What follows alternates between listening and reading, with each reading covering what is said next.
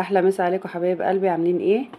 النهارده قلنا بقى نعمل مع بعض كده جيلي بالفراوله باسهل طريقه. طبعا مكوناته سهله جدا، مش محتاج اي مجهود، وطبعا الاولاد كلهم بيحبوها والكبار كمان.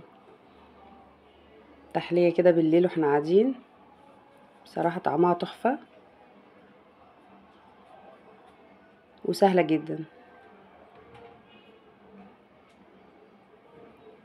نشوف مع بعض المكونات.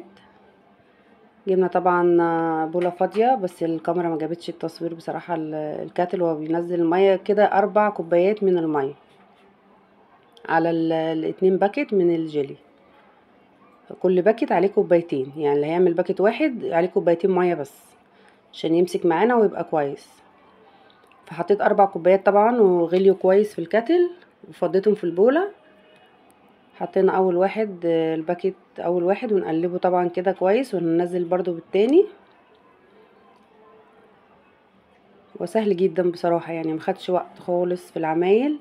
هو بس بياخد وقت في التلاجة، عشان لازم ياخد يعني وقته في التلاجة عشان يمسك.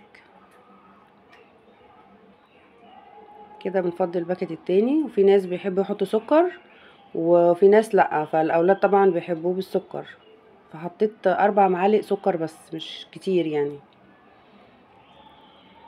بس ودوبناه طبعا كويس جدا.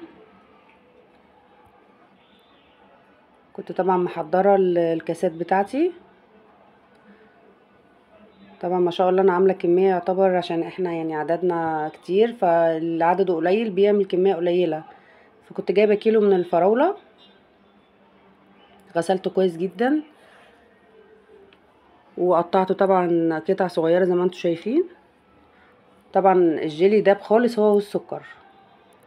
نزلت عليه الفراولة كده ويا دوبك بس قلبتها، وكده خلص معانا، مش مخدش وقت خالص يعني في العمايل. هنفضيه بقى كده في الكاسات بتاعتنا.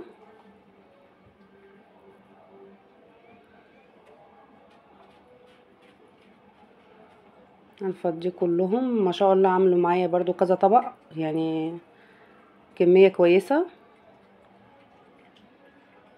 وطبعا حطيتهم بقى في التلاجة، الرف اللي تحت الفريزر، في حدود 4 5 ساعات.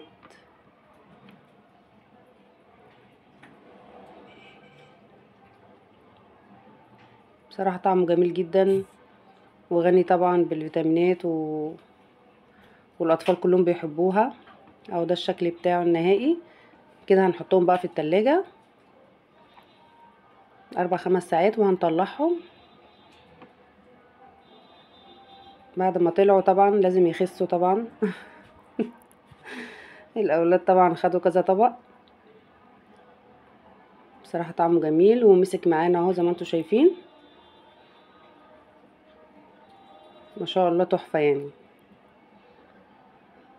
ومش مسكر قوي، يعني السكر بتاعه حلو مظبوط. وبألف هنا وشفا عليكم حبايبي.